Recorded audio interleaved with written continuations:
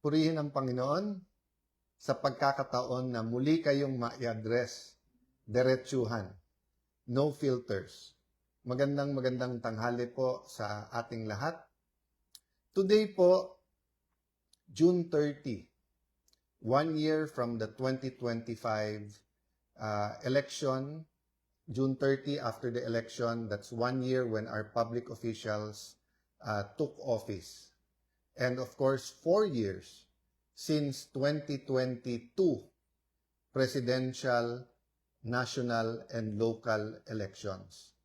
So 1 month from now, magkakaroon po tayo, less than 1 month from now, yung constitutionally mandated na State of the Nation. So, ngayong tanghali, allow me to speak about what I think, what many people think, kung ano po ang nasa puso at isipan ng marami nating mga kababayan, kung ano ang State of the Nation ngayon.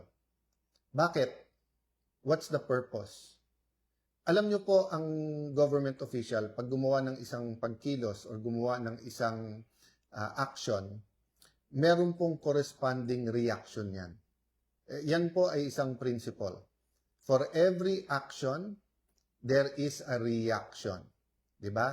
So kung sinabi ko yung piso ay gagamitin sa pabahay, or yung piso ay gagamitin sa ayuda, or yung piso ay gagamitin para sa flood control, may reaction po yan. So ang nangyayari po, pag nagkakaroon ng reaction sa ginawa ng isang namumuno, namamahala, or isang public servant, at ang reaction po ay galit o ang reaction po ay negative, the public official has two choices. One is to double down. Diba? Halimbawa po, sa ginagawa ng Blue Ribbon Committee sa pangunguna nun ni Senator Lacson, at ngayon sa pamumuno ni Senator Erwin Tulfo at sabi nila yung subcommittee kay Senator Francis Pangilinan na hindi pa nag-aaksyon. So, meron pong reaction yan. So, you can double down. So, that's what Senator Lacson is doing, doubling down and saying na naging matapat siya sa takbo ng Blue Ribbon Committee. Or you can reflect. And when you reflect, pwede mong aminin ang pagkakamali. Tandaan po natin, pagka inamin natin ay may pagkakamali, it could be a partial mistake, it could be a crucial mistake, everything can be a mistake, but the point is, it is part of leadership to tell the people pag may mali at itama ito. Kasi kung pagpipilitan natin na ang mali ay tama, lalo pong lalaki ang problema. What is the biblical principle involved here? The biblical principle involved here is kung anong ating itatanim, yan din po ang ating aanihin. I can also say that the biblical principle here is about truth, katotohanan, na the truth shall set you free. Alam naman po natin sa Bible ang context po nun, ang katotohanan ng Panginoon na Jesucristo at yung freedom from sin. Having said that, many biblical principles or all biblical principles are applicable kahit tanggalin nyo po yung spiritual or religion. Diba? Katulad nung kung anong ating itatanim, yan ang ating aanihin. Magtanim ka ng saging, ang magiging puno at bunga niyan ay saging. Magtanim ka ng santol, ang magiging puno at prutas niyan ay santol. So, let's put everything into context first. No? First, meron po tayong announcement from the Ombudsman. Nakakasuhan ng plunder si Senator Marcoleta. Ano po yung context at background niyan? Noong 2025 SONA, sinabi ng Pangulo, mahiya naman kayo, exposing then what seemed to be anomalies and corruption sa flood control and sa infra. This was not new. Many senators in the 2023 to 24 budget, yung inyong lingkod po sa 2022 pa lang, discussion of the 2023 budget, tinanong na po natin bakit 1/3 bigla ng budget ay flood control at bakit 1/3 ay maintenance. So ang ating iniimbestigahan pa lang po mga kababayan, flood control pa lang ha. Sa maintenance, napakarami pa ho dyan and 1/3 ulit ng budget yan. So kung trillion na po sa pinagsama after 3 to 4 years ang budget sa flood control, ang budget din po sa maintenance ay 3 to 4 years ay 1 trillion na rin. At isang departamento pa lang yan. Hindi pa natin pinag-uusapan ang BIR, Customs, bago po ang pamamahala nila. So I'm referring to before 2025. Ganon din po sa iba pa hong ahensya, sa DA, sa DOH po, no? Wag na po yung corruption na nababalita, yun na lang pong hindi makadeliver ng mga bakuna at mga gamot na dapat bilhin at panay excuses ang ating inaabot. So, kasabay po ng ating State of the Nation, ngayon 2026 is the 40th anniversary of the EDSA Revolution. So you cannot help it, but people like me, ako personally, I was at EDSA. My father was one of the first, di ba, dun sa assemblyman, kasama po si dating assemblyman, naging Congressman Goles, na nasa EDSA. And some were in the Marcos side, some were in the Cory Aquino side. But the point is, 40 years later, that's one generation. Biblically, that's one cycle, 40 years. Ano nangyari dyan sa generation na yan? Sa Monday po, July 6, mag-uumpisa ang impeachment trial. That's an issue by itself, whether it will be impartial, may ginagawa ba ang administrasyon na to, may kilalaman ba nito? Ang May 11 at May 13 na kaganapan sa Senado, May 11, pag-deploy ng mga NBI para hindi po makaboto si Senator Bato. May 13, yung mga armado, naka-full battle gear na mga taga-NBI na pumasok sa Senado, hindi lang sa GSIS. Patuloy din po ang conflict sa Middle East. Sabi may deal na, tapos wala.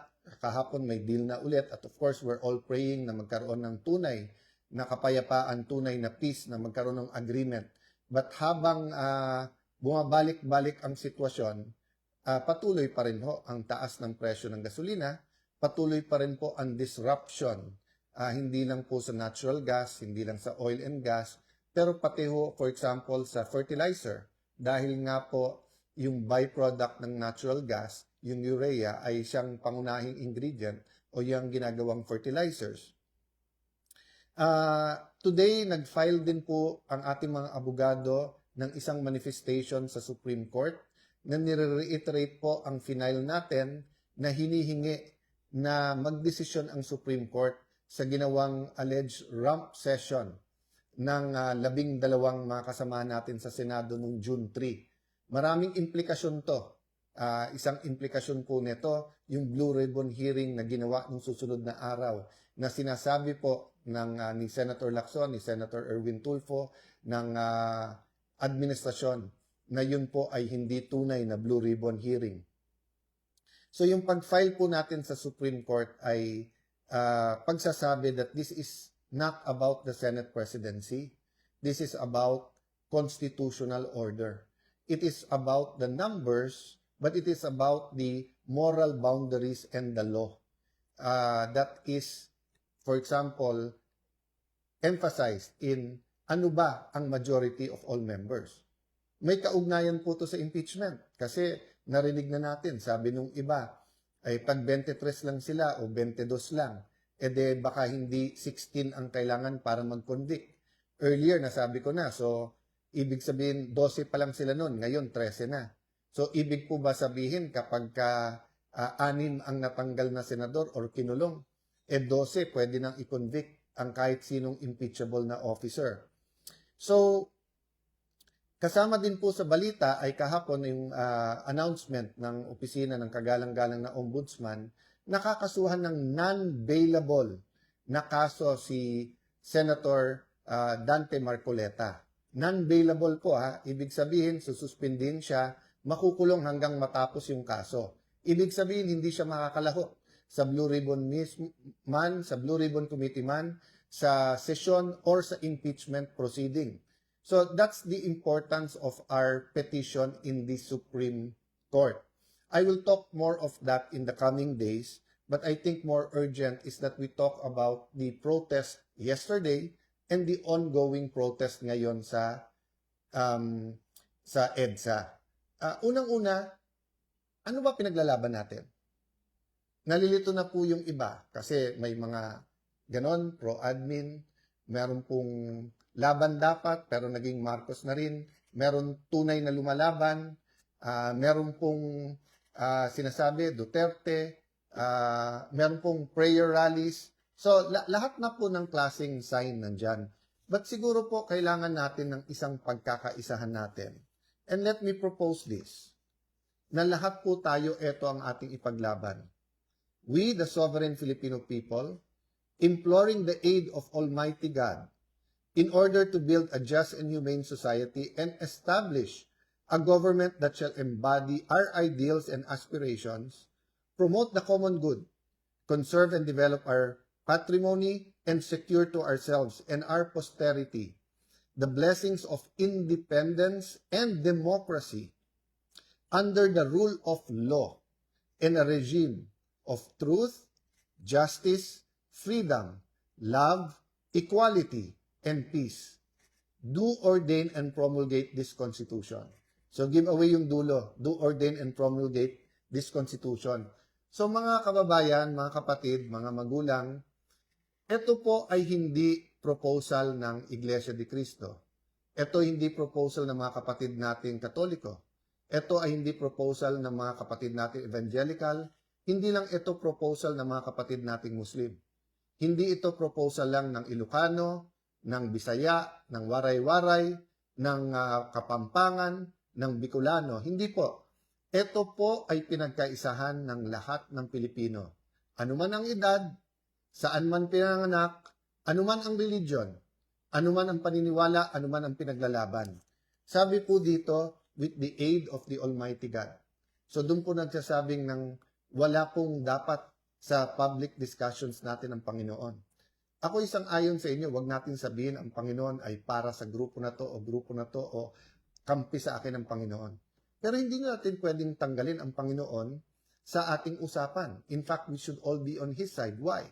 Because without moral foundations, without a moral compass, so pinag-uusapan po natin dito ang Panginoon, but also yung pagtuturo.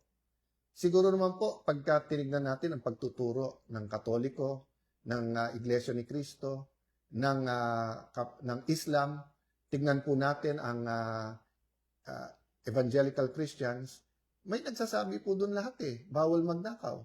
Nagsasabi po doon lahat na bawal pumatay. So cheating, stealing, and lying is a universal principle that we find. At kaya nga mayroon nakalagay dito po na independence and democracy under the rule of law, regime of truth. So, let me simplify. Sa lahat ng para sa katotohanan, magkakampi dapat tayo. Ang dapat po lumabas ang buong katotohanan. So, nung sinabi ng Pangulo, mahiya naman kayo, ibig sabihin po lahat ng guilty. At lahat po ng hindi guilty pero walang ginawa. So, kami, lahat sa Senado, kung alam namin may nangyayari at nagkulang kami, dapat mahiya. Lahat sa Kongreso. Si Senator Erwin Tulfo mismo nagsabi, nung congressman siya, umiikot-ikot siya at alam na may bentahan ng mga kontrata. Siya mismo nagsabi na tumatambay siya sa opisina ni Zaldico. O si Senator Lacson, buong buhay, nilalaban niya against pork barrel, pinaglalaban niya against corruption. We honor that. Kaming lahat po na nagbigay ng warning, bakit ganyan na ang budget ng DPWH, pero nagkulang po kami. So ang question, since SONA last year until now, anong ba nangyari? Ang problema po, imbis na ipaglaban ang batas, imbis na po na hanapin ang hustisya, imbis na ipaglaban ang katotohanan, binaluktot ang batas, bend the law. So makikita po natin, yung Blue Ribbon Committee, maganda umpisa sa ilalim ni Senator Marcoleta. Hindi po perpekto, wala pong perpekto. Tandaan po natin mga kababayan kay Senator Lacson mismo or kay Senator Marcoleta po mismo, pag nagsimula ka mag-imbestiga, Daan bilyon, trilyon piso ang umiikot sa mga bulsa na kumita na dito. So sabihin nyo po, sa 2 taon, 700 billion pesos. Sa 10%, 70 billion pesos yon. Sa 20%, 140 billion. Doon pa lang. Marami pang ibang pagkukunan ng pera. So, gumagalaw po yung pera.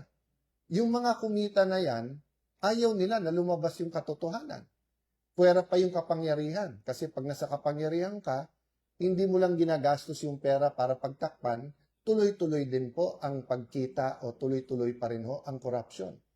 Ano nangyari nung pumalit si Senator Lacson? Nung umpisa, lahat nanonood, kami, benefit of the doubt. Nung una, medyo nalihis lang, napunta sa Senado. Sige po, kasi dapat wala tayong sinasanto. Pero pakonti-konti po, naging malinaw. Na kung titignan mo po, yung dating malinaw kay Senator Marcoleta, naging malabo. Ano po yung ibig ko sabihin maging malabo?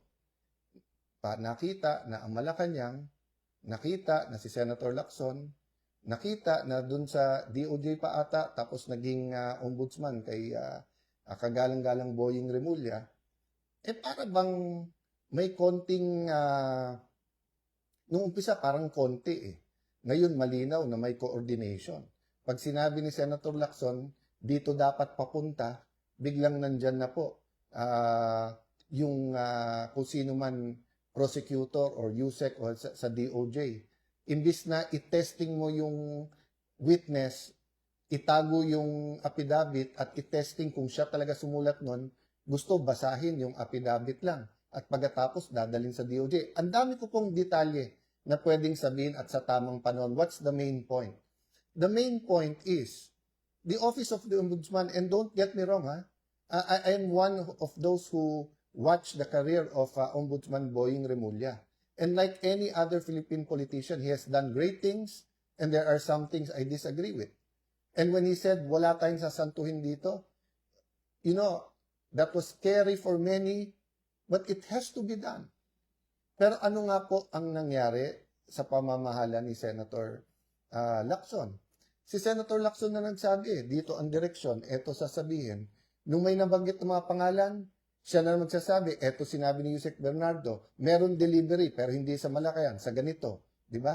So, naging kasangkapan ang Blue Ribbon Committee para baluktutin ang batas, imbis na para ito'y gamitin para lumabas ang katotohanan.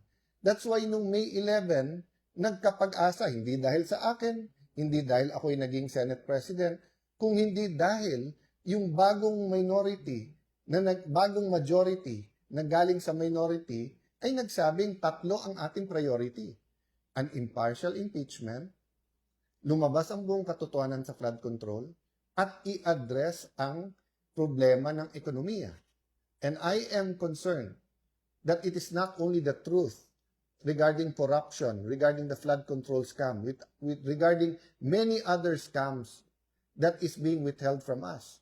The true state of our economy, ang tunay na pananalapi ng ating gobyerno, magkano na yung utang, anong gastusin, mabagal ba, mabilis ang paglabas ng DBM ng projects, kamusta po ang ating mga government contracts, yung spending. Maraming businessman ang nagsasabi, 20-30% na ang baba ng kanilang sales or ng income or ng tama sa kanilang negosyo. Maraming negosyante nagsasabi na even when the US announced na magkakasundo na sila ng Iran at ng Israel, ay lalong hihirap at the end of the year. So there is a lack of honesty. But it is more than a lack of honesty. There is cheating, stealing, lying. So today, the government is facing protest. And they can do 2 things. Double down. Kami tama, ikulong na lang kayong lahat ng makukulit. Tandaan nyo po, hindi ordinaryong kaso to.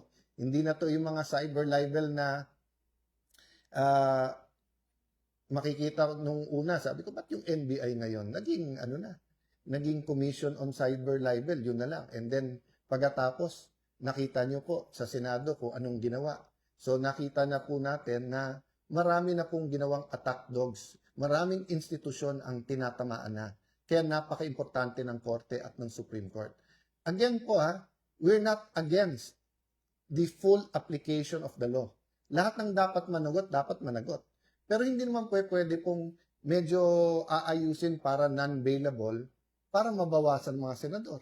Para hindi na pwede mag-participate. Tapos pagkatapos sasabihin, pag kumampi doon, absuelto na.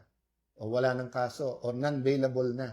Pag dito, hindi. O, hintayin natin si Jinggoy Estrada kasi siya nagsabing may ebidensya siya at hiningi niya na sa tamang panahon siya maglalabas. Pero let's assume good faith. Let's say tama si Ombudsman Boying na walang deal. Sige, hintayin natin. But the point is, bakit po sinasabi ng Ombudsman meron mastermind? Pero bakit nahuhuli? Di ba kung may mastermind, dapat inilabas na kung paano siya naging mastermind tapos kinasuhan. Pero bakit po sinasabi ni Senator Lacson, walang mastermind? Eh napakagaling naman po kung ganong kalaking anomalya, ganyang kalaking corruption, tapos walang mastermind. At mukhang yung mga nagiging state witness, so ngayon, biglang si Secretary Bonoan, pagkatapos sabihin, wala siyang kilalaman kay Senator Jinggoy, biglang gagamitin ngayon sa kaso ni Senator Jinggoy, at sa iba pa, kulang na explanation walang basis Mukhang yung mga, dapat kasi pagka ikaw, hindi mo kailangan maging least guilty para maging state witness. Pero kailangan hindi ikaw ang most guilty. So that is why we wanted another Blue Ribbon Committee hearing. Hindi lang to para sa ex-Marines o dun sa mga bagong witnesses. Ito ay para sa mga napakaraming government officials na binanggit pero hindi na pinatawag. Tapos ang nag-testify na para sa kanila si Senator Lacson na. Tapos sasabihin ni Senator Lacson para sa 2028 to. Sino ba po sa amin, sa grupo namin ang nag-iisip ng 2028? Samantalang sa grupo ng majority ngayon, alam naman natin, nag-uunahan, nilo-launch na nga ang pagtatakbo. Sayang, Senator Lacson. Kasi alam mo, kung yan ay pinagpatuloy mo, sana yung lifelong struggle mo against corruption tumatak sa'yo. Who knows? Baka ikaw pa naging choice for president sa susunod. Pero hindi, sinira nyo Sinira mo. Ang ginawa, you bent the law. Diba? May agenda. And who are you protecting? What are you, why? After years, diba? So, ito po ang problema.